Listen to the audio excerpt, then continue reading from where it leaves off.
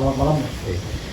Oke Mas, Pak Dedi, Pak Dedi, ya kita nyambung yang tadi kan tadi udah beberapa adat yang disampaikan. Nah ini kita akan lebih pengen tahu adat apa saja yang ada di Kampung Pitu, mungkin bisa disampaikan.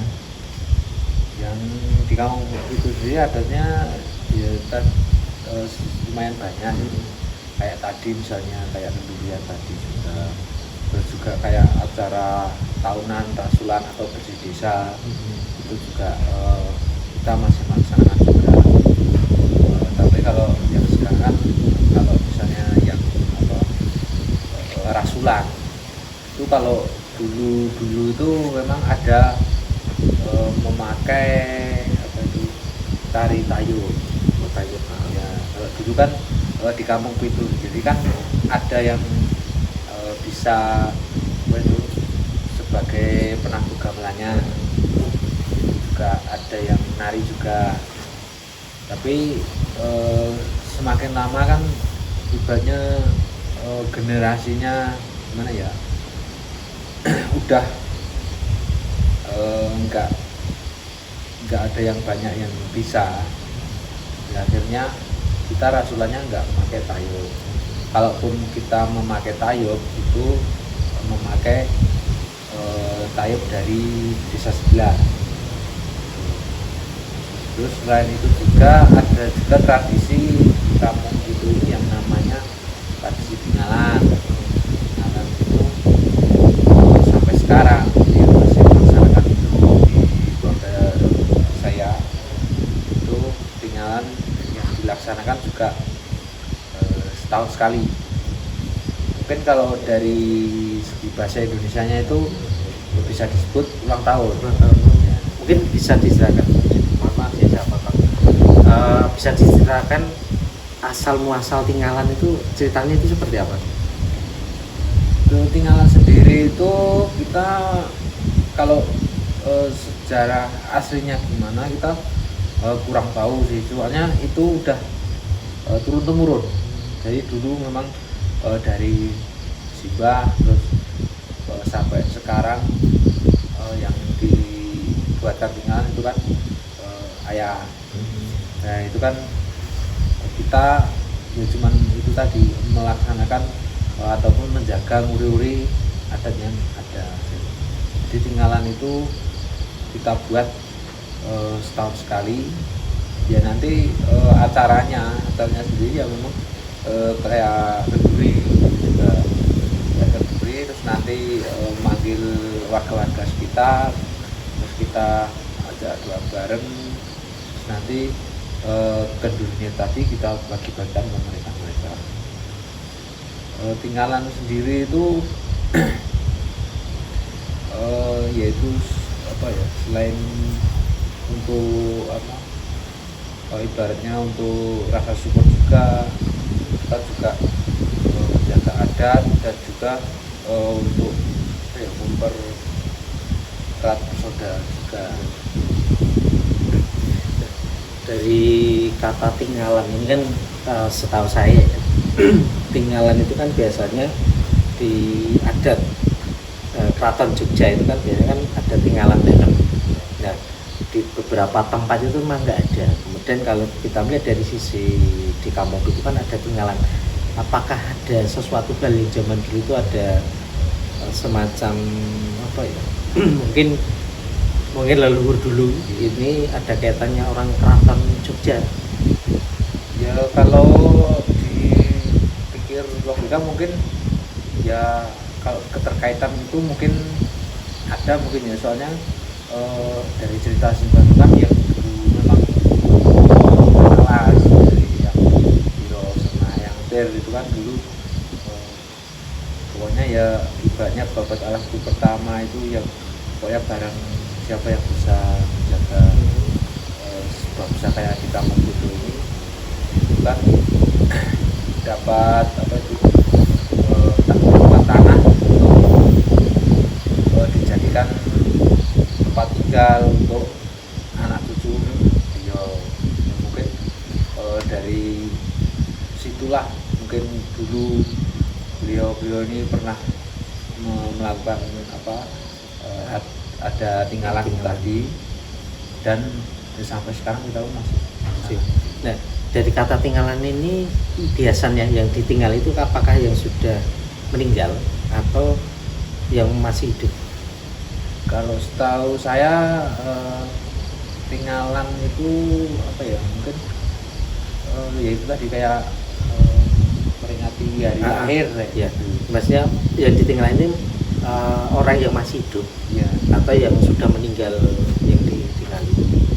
Kalau yang sekarang itu yang masih hidup. Oh, berarti ibaratnya nanti simbahnya masih hidup, ya nanti yang ditinggali simbahnya ini ya. Nah kemudian nanti turun berarti simbah meninggal, nanti yang ditinggali anaknya gini ya, terus turun seperti ini ya. Terus nah kemudian dari sisi kan nanti ibaratnya punya anak, simbahnya punya anak 2 atau 3. Nah biasanya apakah kalau setelah simbahnya meninggal yang ditinggal ini apakah yang anak pertama atau dari nomor 2, nomor 3 atau semuanya dikasih dibuatkan tinggalan?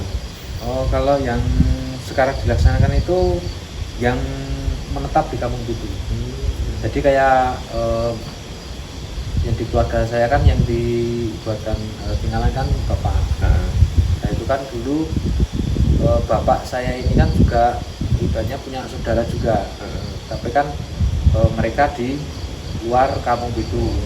Sedangkan yang menetap di kampung itu kan bapak saya. Ya, akhirnya yang dibuatkan tinggalan ya memang bapak saya yang tinggal di kampung itu. Nah itu mungkin besok kalau mungkin ya ibaratnya udah kan mungkin turun ke saya kayak gitu. Oh berarti kalau itu turun jenengan berarti anak bapak jenengan ya. Punya anak 2 atau 3, terus itu diambil yang nomor pertama atau kedua atau ketiganya nanti? Kalau itu mungkin nggak harus pertama, nggak harus 2 ketiga, tapi yang tinggal di kampung. Nah dalam konteks kalau ya ada yang tinggal di kampung itu lebih dari 1, itu biasanya dipilihnya itu apakah nanti kesepakatan dari keluarga Mas Didi, dari terahnya Mbak Ben, atau ada wisik tertentu? Mungkin nanti ya bisa kesepakatan mungkin ya. Kalau misalnya saudara tertua dulu mungkin ya, kalau misalnya sudah tertua kira-kira sanggup apa tidak. Nah, mungkin kalau dari saudara tertua yang ibaratnya kok tidak sanggup, mungkin ya yang saudara yang lebih muda tapi yang tinggal di kampung gitu. Jadi kan ini adalah sudah turun temurun, kemudian yang akan diteruskan ini kan tergantung kesepakatan di keluarga ya, dalam konteks yang tinggal di kampung kita. Mungkin ada tradisi lain yang dalam konteks yang masih dilestarikan di kampung itu. Ini juga masih ada kayak itu wiwitan. Ya, wiwitan itu mungkin dari kata wiwit itu mungkin ibaratnya mengawali. Nah itu kan biasanya untuk pas waktu mau nanam padi, itu biasanya dibuat wiwitan itu. Tapi sekarang untuk wiwitan sendiri kan kalau orang Jawanya bilangnya diringkes atau dibuat sederhana itu mungkin karena kita untuk nanam padi kan dalam satu musim kan 2 kali. 2 kali kan ibaratnya kan harus buat 2 kali wiwitan. Nah, tapi sekarang diringkes menjadi 1 kali wiwitan dalam 2 kali tanam. Berarti yang awal mula tanam ini ya? Iya, yang itu sekarang diringkes. Ya, dari ringkesnya itu tadi caranya kita kan yang tadinya awal tanam itu kita buatnya ke awal tanam pas habis panen pertama mau tanam eh, musim kedua Itu yang di Wiwitan. ya di Oh, berarti bukan yang awal mau tanam ini, malah ya, pada yang keduanya. ya di pas keduanya. Jadi kan ibaratnya kalau itu kan nanti di tengah-tengah ketemunya, di tengah-tengah antara musim tanam pertama sama kedua. Mungkin bisa disampaikan itu Wiwitan itu ada makna atau tujuannya itu seperti apa? Kalau wiwitan sendiri ya itu kan tentang itu tadi apa pertanian mau nanam padi.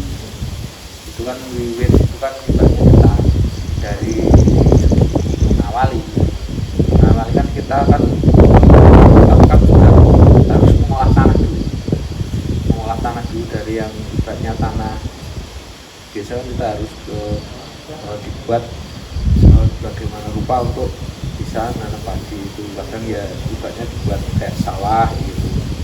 Jadi kan dalam proses itu pun kita mungkin ya secara nggak sengaja kita entah waktunya atau pas waktu baca kan entah itu ada hewan apa atau mungkin ibaratnya dari tempat sawah tersebut ada ibaratnya apa ya, kalau orang dulu ada entah penunggu atau apa, terus kayak misalnya entah itu juga bisa untuk apa ya, harapannya menolak bala supaya nggak diserang hama ya gitu. Jadi intinya wiwitan itu ya tentang tadi juga selain apa itu ibaratnya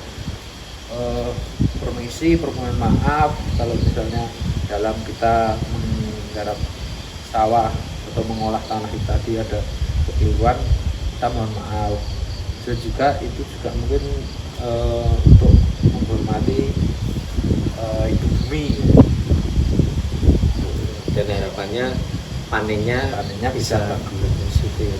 Tidak terserang hama dan sebagainya itu.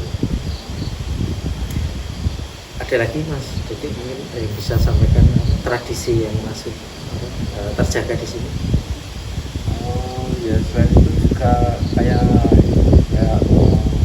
buat rumah, kayak mau buat rumah itu kita di kampung Wito ini sendiri kita juga masih menggunakan adat Jawa berupa ya kita penanggalannya. Terus kayak misalnya nanti sebelum ibaratnya sebelum bikin pondasi itu kan kita menyiapkan lahan untuk dibuat rumah. Itu juga mengawalinya juga harus ibaratnya dibersihkan itu misalnya di situ ada yang nunggu ya kita tidak, atau kita pokoknya intinya Ada ritual ya, ritual lahan yang mau dibuat rumah ini diritualkan dulu ya. Ibaratnya nanti ada penunggu dalam konteks yang tidak kelihatan suruh pindah Ya. Nah kemudian ada prosesi lagi kayak itu. Yang pertama ya tadi proses pembersihan, terus nanti juga habis pembersihan kita buat rumahnya, terus nanti rumah sudah jadi itu kita kenduri lagi atau bisa disebutnya ngapten Itu apa kenduri atau pas ngapten itu pas prosesi bangunan mau didirikan atau sudah selesai atau ada apa ya kayak kayu susunan atau seperti apa?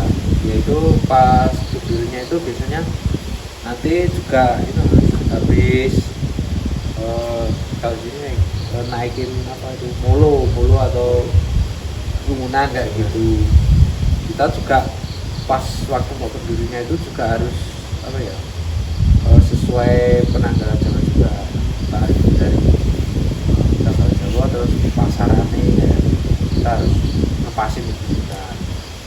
Soalnya ini kan mau buat rumah kan ya harapannya nanti yang apa ya menempati ya yang menempati itu bisa tentram, bisa aman, terus nanti juga kedepannya itu ya harapannya agar menjadi lebih baik.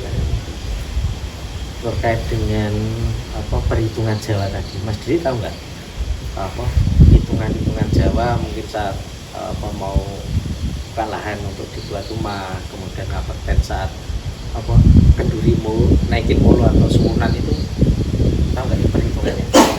Kalau saya sendiri ya nggak terlalu tahu sih ya, memang itu kan nanti yang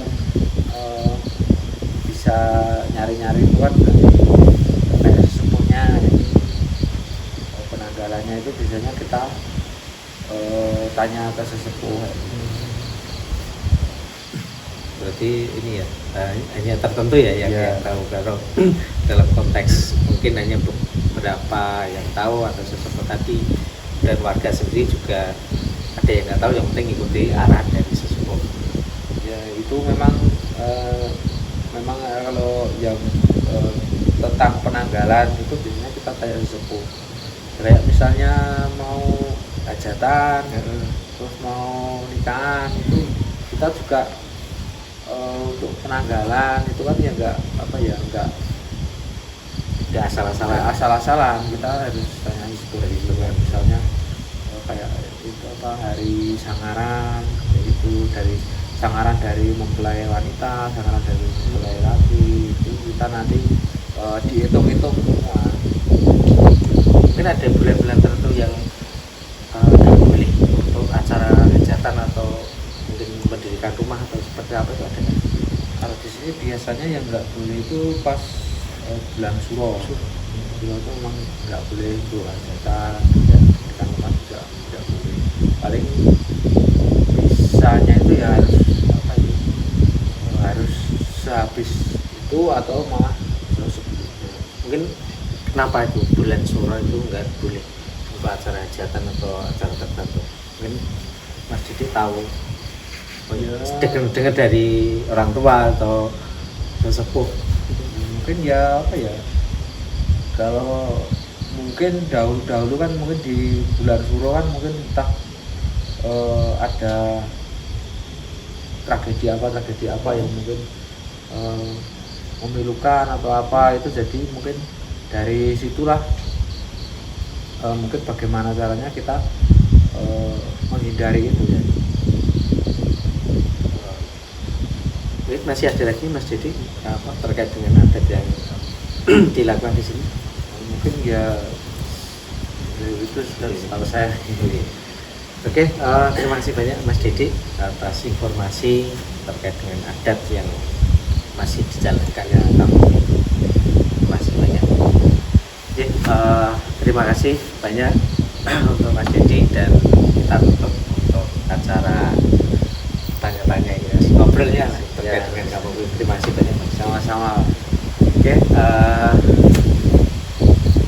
teman-teman ataupun saudara semuanya, ini tadi terkait dengan cerita kamu itu ataupun tradisi yang berkembang di sini, dalam arti bahwa hidup ini kita berdampingan, ada yang nyata atau tidak nyata, dengan harapan